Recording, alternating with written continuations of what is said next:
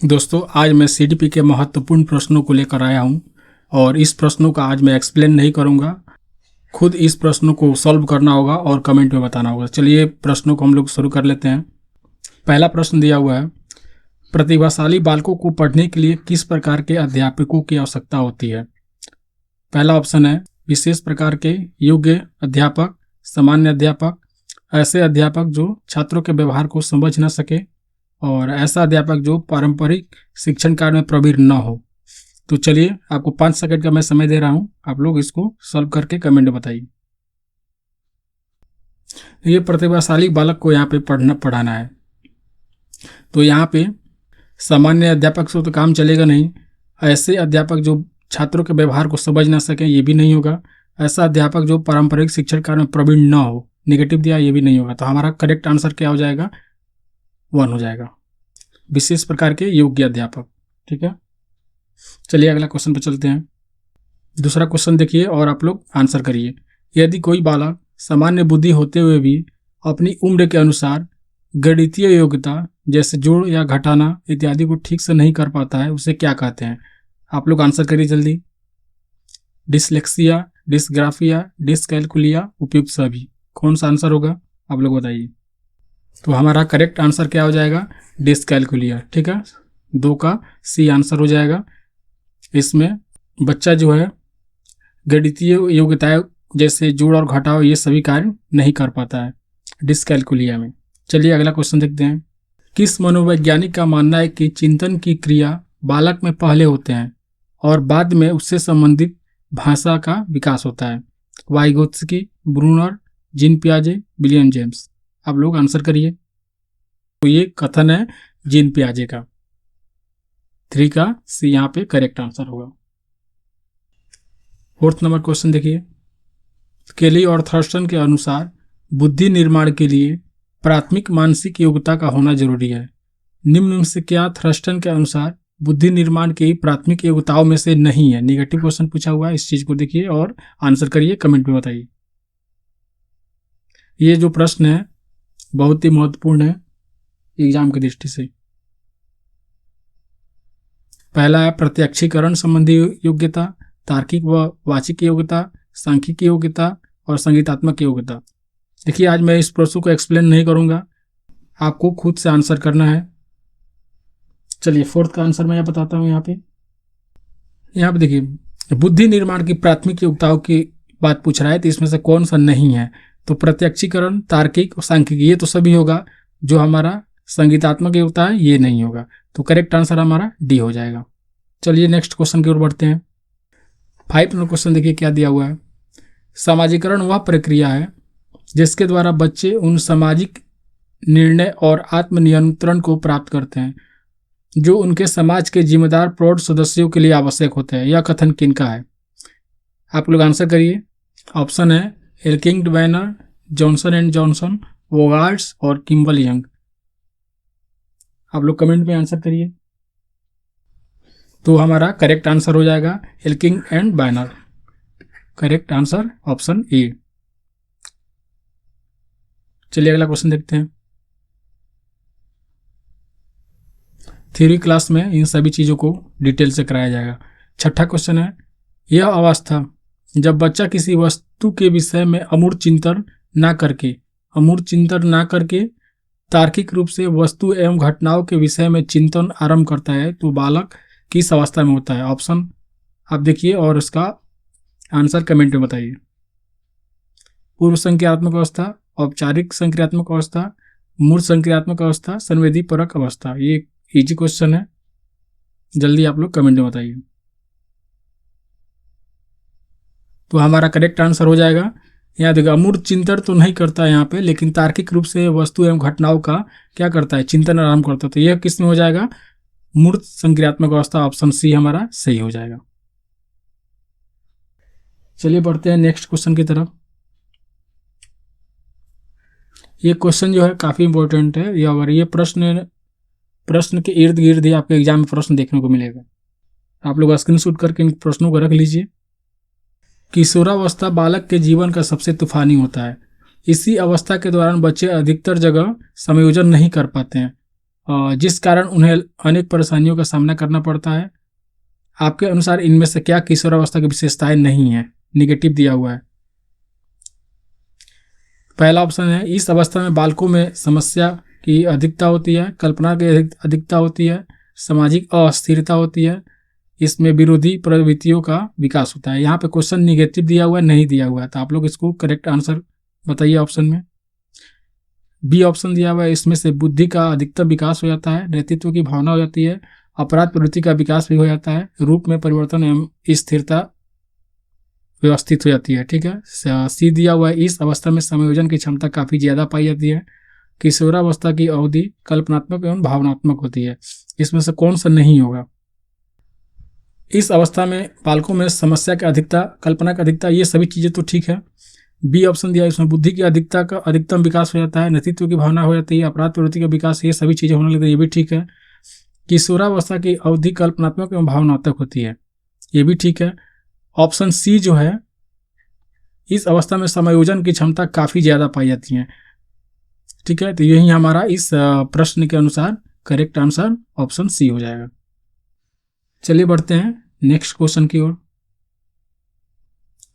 8 number question देखिए, इनमें से कौन सा एक वृद्धि एवं विकास का सिद्धांत नहीं है? वृद्धि और विकास का सिद्धांत नहीं है, निगेटिव है। विकास का पैटर्न, विकास की एक दिशा का सिद्धांत, पूर्वानुमान और पारस्परिक संबंध का सिद्धांत। आप लोग बताइए आंसर कमेंट में। हर एक प्रश्न के लिए आपको 5 सेकेंड लगभग समय मिलेगा। आज इनका एक्सप्लेन मैं नहीं करूंगा, आपको खुद से इसको आंसर बताना है। 30 क्वेश्चन है सीडीपी का। देखिए इसमें आपका आंसर हो जाएगा, वृद्धि एवं विकास का सिद्धांत नहीं है, विकास का पैटर्न ये है, विकास की दिशा का सिद्धांत ये भी है, और पारस्परिक संबंध का सिद्धांत, यही आपका आंसर हो जाएगा, ऑप्शन डी। चलिए नेक्स्ट क्वेश्चन की ओर। यदि आपकी कक्षा में अध्यापिका एक ऐसी प्रक्रिया कराती है जिसके द्वारा एक बालक अपने संगठन की भूमिका ग्रहण करने के लिए आवश्यक ज्ञान और कौशल सीखता है, वह कहलाता है, क्या कहलाता है? कहता नहीं होगा, यहाँ पे कहलाता है होगा। ठीक है। संगठनात्मक समाजीकरण, पुनः समाजीकरण, तत्कालिक समाजीकरण और जातीय समाजीकरण, कौन सा होगा आप लोग बताइए। कक्षा में अध्यापिका क्या कर रही है? कुछ एक्टिविटी करा रही है उसमें, जिसके द्वारा बालक अपने संगठन भूमिका ग्रहण करने के लिए आवश्यक ज्ञान और कौशल सीखता है। तो इसमें पुनः समाजीकरण नहीं होगा, तत्कालिक समाजीकरण नहीं होगा, जातीय समाजीकरण नहीं होगा, कौन सा होगा? संगठनात्मक समाजीकरण होगा इसमें। इसका करेक्ट आंसर ऑप्शन ही हो जाएगा। चलिए अगले क्वेश्चन की ओर बढ़ते हैं। इनमें से क्या एक बाल केंद्रित शिक्षा का सिद्धांत नहीं है? निगेटिव है। ऑप्शन है, विभाजन का सिद्धांत, निर्माण व मनोरंजन का सिद्धांत, चयन का सिद्धांत, अभिक्रमिक अनुदेशन का सिद्धांत। आप लोग आंसर करिए। बाल केंद्रित शिक्षा का सिद्धांत तो नहीं है, विभाजन तो होगा, निर्माण व मनोरंजन का सिद्धांत ये भी हो जाएगा, चयन का सिद्धांत, अभिक्रमिक अनुदेशन का सिद्धांत ये नहीं होगा। निगेटिव क्वेश्चन पूछा है, तो यही हमारा करेक्ट आंसर होगा। चलिए बढ़ते हैं नेक्स्ट क्वेश्चन की ओर। 11, ब्लूम का वर्गीकरण के अनुसार निम्नलिखित में से कौन सा संज्ञानात्मक डोमेन का एक हिस्सा है? समन्वय, अनुप्रयोग, आयोजन, अनुकूलन। आप लोग आंसर करिए, कमेंट में बताइए। समन्वय, अनुप्रयोग, आयोजन, अनुकूलन, कौन सा हो जाएगा हमारा करेक्ट आंसर? अनुप्रयोग, समन्वय नहीं होगा, आयोजन, अनुकूलन ये नहीं होगा, हमारा करेक्ट आंसर हो जाएगा ऑप्शन बी। ठीक है। चलिए बढ़ते हैं अगले क्वेश्चन की ओर। एक शिक्षिका होने के नाते आप अपने कक्षा में संपूर्ण छात्रों का मूल्यांकन करते हैं। क्वेश्चन ठीक से देखिएगा। मूल्यांकन से हमें पता चल जाता है कि बालक कितनी वृद्धि कर रहा है। बच्चे का मूल्यांकन करने के लिए सतत और व्यापक मूल्यांकन सबसे उपयुक्त होता है। आपके अनुसार सतत और व्यापक मूल्यांकन का उद्देश्य क्या नहीं होना चाहिए? चिंतन के संदर्भ में निम्नलिखित में से कौन सा वाक्य सत्य है? क्वेश्चन आप लोग एक बार और पढ़ लीजिए और आप लोग आंसर करिए, कमेंट में इसका जवाब दीजिए। पहला ऑप्शन दिया हुआ है, चिंतन का संबंध वास्तविकता से होता है, चिंतन के लिए किसी समस्या का होना आवश्यक नहीं होता है, चिंतन हमारे तर्क वितर्क या हमारी सोचने समझने की शक्ति पर आधारित होता है, उपयुक्त सभी। देखिए यहाँ पे चिंतन का संबंध वास्तविकता से होता है, ये भी बात सही है। चिंतन के लिए किसी समस्या का होना आवश्यक नहीं है। चिंतन हमारे तर्क वितर्क और हमारे सोचने समझने की शक्ति पर आधारित होता है, उपयुक्त सभी। तो हमारा सभी सही हो जाएगा, करेक्ट आंसर डी हो जाएगा। चलिए अगला क्वेश्चन देखते हैं। डिस्प्रेक्सिया संबंधी विकार है। डिस्प्रेक्सिया में क्या होता है? चित्रांकन संबंधी अक्षमता, संख्याओं के अर्थ समझने की अयोग्यता, अशुद्ध वर्तनी और वर्णमाला अधिगम में कठिनाई। तो डिस्प्रेक्सिया जो होता है चित्रांकन संबंधी अक्षमता होता है। इस तरह से ऑप्शन ए हमारा सही हो जाएगा। चलिए नेक्स्ट क्वेश्चन की ओर। बच्चों में सीखी गई निस्सहायता का कारण है। ऑप्शन ए, इस व्यवहार को अर्जित कर लेना कि वह असफल हो सकते हैं। इस व्यवहार को अर्जित कर लेना कि वह सफल नहीं हो सकते हैं। अपने अभिभावकों की अपेक्षाओं के साथ तालमेल न बना पाना, कक्षा गतिविधियों के प्रति कठोरमय दंडनीय निर्णय। तो इन चारों ऑप्शन में से कौन सा करेक्ट होगा, आप लोग बताइए। निस्सहायता में कौन सा कारण हो सकता है? इस क्वेश्चन का हमारा करेक्ट आंसर बी हो जाएगा। इस व्यवहार को अर्जित कर लेना कि वह सफल नहीं हो सकते हैं, यही हमारी निस्सहायता का कारण है। इन क्वेश्चन को मैं ज़्यादा एक्सप्लेन नहीं करूंगा क्योंकि इसका आंसर आप लोगों को खुद से बताना है। जॉन पी डिसिको ने अभिप्रेरणा के 4 घटक दिए हुए हैं। तो निम्नलिखित में से कौन सा एक घटक जो है अभिप्रेरणा का नहीं है? प्रोत्साहन, दंड, आकांक्षा, आंतरिक उत्तेजना। आप लोग आंसर करिए। प्रोत्साहन नेगेटिव पूछा हुआ है ना, यहाँ पे प्रोत्साहन होगा, दंड, आकांक्षा ये सब होगा, आंतरिक उत्तेजना यह नहीं होगा। ऑप्शन डी हमारा करेक्ट आंसर होगा। चलिए बढ़ते हैं नेक्स्ट क्वेश्चन की ओर। 16 नंबर दिया हुआ है। सीखने का मॉडल बच्चों की सृजनात्मकता को उत्प्रेरित करता है और सीखने को रूप ये नहीं होगा, यहाँ पे मैं काट देता हूँ। निम्न में कौन सा बच्चों की सृजनात्मकता को उत्प्रेरित करता है? तो यहाँ पे दिया हुआ है 4 ऑप्शन, बैंकिंग मॉडल, रचनात्मक मॉडल, प्रोग्रामिंग मॉडल, उपरोक्त में से कोई नहीं। तो आप लोग बताइए इसमें से कौन सा होगा। बैंकिंग मॉडल नहीं होगा, प्रोग्रामिंग मॉडल, उपरोक्त में से ये नहीं होगा। हमारा कौन सा होगा? रचनात्मक मॉडल। ठीक है, ऑप्शन बी हमारा करेक्ट होगा। चलिए नेक्स्ट क्वेश्चन की ओर। नेहा एक विद्यालय में शिक्षिका है। वह वर्ग में निरंतर अपने विद्यार्थियों को कठिन परिश्रम करवाती है, जिसके कारण सभी अभ्यर्थी क्या होते हैं? उत्तीर्ण हो जाते हैं। परंतु उनमें से एक अभ्यर्थी जो है असफल हो जाता है। तो यह माना जाता है पद्धति असफल है, कि शिक्षिका असफल है, कि व्यक्तिगत असफलता है इस बच्चे की, या विद्यालय असफल है। इसमें से कौन सा होगा? आप लोग आंसर करिए। पद्धति असफल तो नहीं होगा, शिक्षिका असफल तो नहीं होगी, व्यक्तिगत असफलता ये हो सकता है, विद्यालय असफल ये भी नहीं होगा। करेक्ट आंसर हमारा क्या होगा? व्यक्तिगत असफलता, जिसके लिए वो बार बार असफल हो जा रहा है। ये हमारा करेक्ट आंसर सी हो जाएगा। चलिए नेक्स्ट क्वेश्चन की ओर। ड्राइव रिडक्शन थ्योरी में किस चीज की चर्चा की गई है? ड्राइव रिडक्शन थ्योरी जो है उसमें किस बात को बताया गया है? सामाजिकता, आत्मनिर्भरता, बौद्धिकता, व्यवहार और अधिगम। आप लोग आंसर करिए। सामाजिकता, देखिए यहाँ पे सामाजिकता की बात नहीं की गई, आत्मनिर्भरता, बौद्धिकता की भी नहीं की गई, व्यवहार और अधिगम। ऑप्शन डी हमारा करेक्ट आंसर हो जाएगा। 19 नंबर क्वेश्चन दिया हुआ है। इनमें से कौन सा सिद्धांतकार यह मत स्पष्ट करता है कि बच्चे अपनी वृद्धि और विकास हेतु कठोर अध्ययन करते हैं? जीन पियाजे, कोहलबर्ग, मैस्लो, उपयुक्त सभी। आंसर करिए आप लोग। जीन पियाजे नहीं होगा।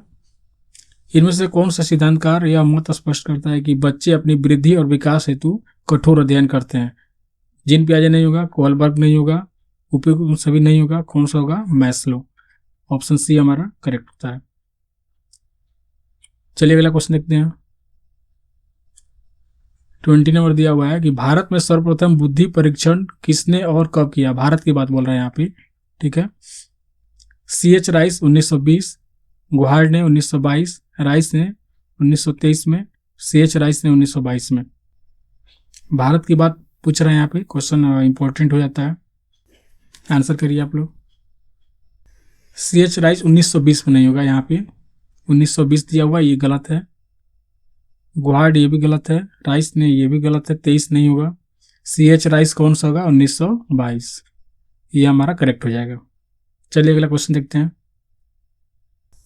21 नंबर क्वेश्चन दिया हुआ है, राज्य द्वारा पोषित या राजनीति से सहायता पाने वाली किसी शिक्षा संस्थान में प्रवेश से किसी भी नागरिक को केवल धर्म, मूल, वंश, जाति, भाषा के आधार पर वंचित नहीं किया जा सकता।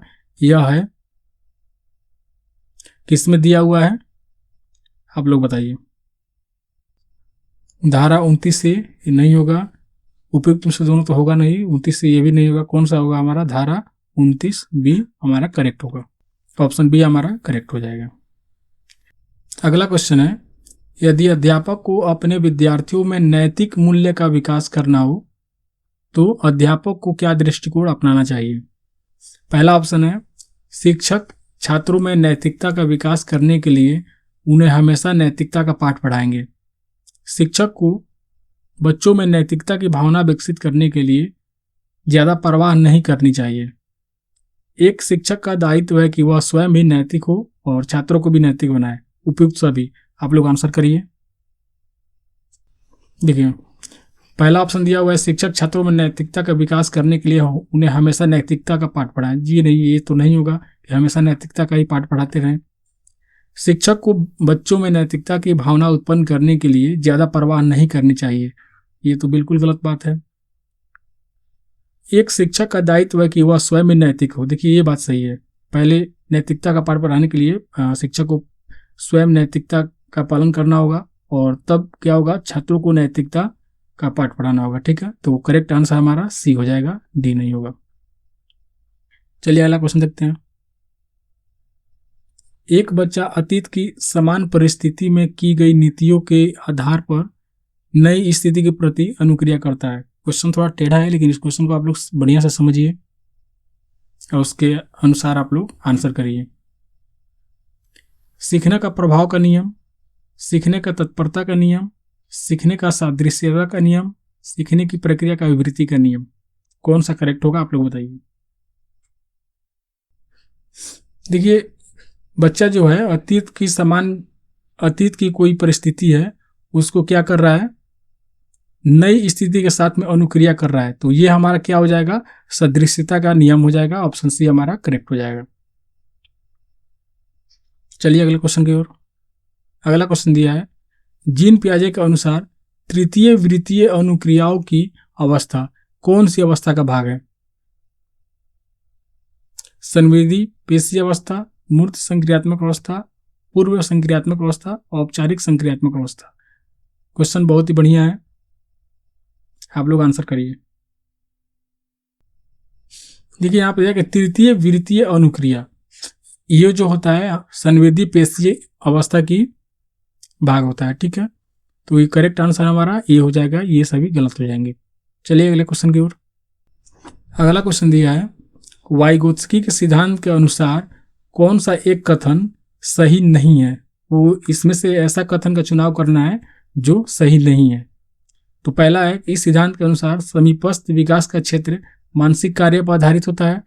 सेकंड है, बी, इस सिद्धांत को सामाजिक संस्कृति का सिद्धांत भी कहते हैं। सी ऑप्शन है, सामाजिक अंतःक्रिया के द्वारा बालक ज्ञान को प्राप्त नहीं करता है। डी है, इसके अनुसार बालक भाषा भी समाज से अंतःक्रिया द्वारा सीखता है। तो करेक्ट आंसर आप लोग बताइए कमेंट में। तो देखिए, यहाँ पे इस सिद्धांत के अनुसार समीपस्थ विकास का क्षेत्र मानसिक कार्य पर आधारित होता है, ये तो बात ठीक है। इस सिद्धांत को सामाजिक सांस्कृतिक सिद्धांत भी कहते हैं, ये भी ठीक है। सामाजिक अंतःक्रिया के द्वारा बालक ज्ञान को प्राप्त नहीं करता, ये तो बात बिल्कुल गलत है। इसके अनुसार बालक भाषा भी समाज से अंतःक्रिया करके सीखता है, ये तो बात ठीक है। तो यहाँ पे नहीं पूछा हुआ है कौन सा कथन गलत है, तो ये हमारा सी सही हो जाएगा। यही जो लाइन दिया हुआ है ये गलत है, क्योंकि सामाजिक अंतःक्रिया के द्वारा बालक ज्ञान को प्राप्त करता है, यहाँ पे नहीं दिया हुआ है। ठीक है, चलिए अगले क्वेश्चन की ओर बढ़ते हैं। यहाँ पे दिया हुआ है अगला क्वेश्चन, राष्ट्रीय शिक्षा नीति 1986 में पहले क्या था, 10+2+3 का स्वरूप दिया हुआ था, और नई शिक्षा नीति द्वारा लिखित में से कौन सा स्वरूप वर्णित है। तो 4 ऑप्शन है, इसमें से आप लोग बताइए। पहला ऑप्शन दिया हुआ है 10+1+4, ये गलत है। 4+8+10+12 ये भी गलत है, ये भी गलत है। 5+10+12 ये नहीं होगा। 5+3+3+4 ये हमारा सही हो जाएगा। करेक्ट आंसर हमारा डी। चलिए अगले क्वेश्चन की ओर बढ़ते हैं। 27 नंबर क्वेश्चन दिया हुआ है, व्यक्तिगत भिन्नता से हमारा अर्थ व्यक्तित्व के उन सभी पहलुओं से है जिनका मापन एवं मूल्यांकन किया जा सके। यह किसके अनुसार कहा गया, Skinner, crow and crow, Watson, William James. आप लोग आंसर बताइए। व्यक्तिगत भिन्नता की बात कर रहे हैं यहाँ पे, जिसका पहलू किससे है, मापन एवं मूल्यांकन से। तो यह स्किनर के द्वारा कहा गया है। ठीक है, करेक्ट आंसर हमारा ए हो जाएगा। चलिए अगला क्वेश्चन देखते हैं। अगला क्वेश्चन दिया हुआ है, किस मनोवैज्ञानिक ने सीखने की सामग्री के रूप में निरर्थक शब्दों का प्रयोग किया हुआ है। यहाँ पे देखिए, सीखने की सामग्री के रूप में निरर्थक शब्दों का यहाँ पे प्रयोग बताया गया है।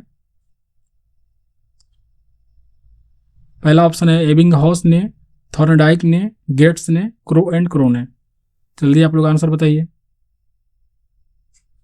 देखिए, इसमें हमारा पहला ऑप्शन ही सही हुआ, क्योंकि सीखने की सामग्री के रूप में निरर्थक शब्दों का प्रयोग की बात कर रहे हैं, तो एबिंगहॉस ने ये चीजें बताई हुई थी। ठीक है, चलिए अगला क्वेश्चन देखते हैं। पियाजे के अनुसार किस वर्ष में बालक में कल्पनात्मक चिंतन तथा प्रत्यात्मक चिंतन आरंभ हो जाता है। वो कौन सा वर्ष है, 2 से 3 वर्ष, 3 से 4 वर्ष, 6 से 7 वर्ष, 9 से 10 वर्ष में। चलिए आंसर आप लोग बताइए। देखिए, यहाँ पे कल्पनात्मक चिंतन की बात कर रहा है, तो ये हमारा 6 से 7 वर्ष में होता है। जो हमारा करेक्ट आंसर सी हो जाएगा। चलिए लास्ट क्वेश्चन देखते हैं। सतत एवं व्यापक मूल्यांकन के उद्देश्य के संदर्भ में कौन सा कथन गलत है। पहला ऑप्शन दिया हुआ है, सतत मूल्यांकन निरीक्षण द्वारा करना है जिससे बालक को उसकी वास्तविक या प्राकृतिक परिस्थितियों में समझा जा सके। बी नंबर ऑप्शन दिया है, इनके द्वारा बालकों की कमियों को बिना जाने उनका निदान और उपचार करना। सी ऑप्शन दिया हुआ है, सतत मूल्यांकन द्वारा विशिष्ट आवश्यकता वाले बालकों की पहचान जिससे उन्हें उपयुक्त समूह में बांटकर उपयुक्त ध्यान दिया जा सके। और डी, बालकों का विकास आधारित मूल्यांकन करना। तो इसमें से कौन सा कथन गलत होगा, गलत पूछा हुआ है। देखिए, यहाँ पे दिया हुआ सतत मूल्यांकन निरीक्षण द्वारा करना जिससे बालक को उनकी वास्तविक और प्राकृतिक परिस्थितियों में समझा जा सके, ये तो बात ठीक है। इनके द्वारा बालकों की कमियों को बिना जाने उनका निदान और उपचार करना। जब तक हम बालक की कमियों को नहीं जानेंगे तब तक उसका निदान और उपचार हम लोग नहीं कर पाएंगे। यही हमारा स्टेटमेंट गलत है। सतत मूल्यांकन द्वारा विशिष्ट आवश्यकता वाले बालकों की पहचान करना जिससे उन्हें उपयुक्त समूहों में बांटकर उपयुक्त ध्यान दिया जा सके, ये भी ठीक है।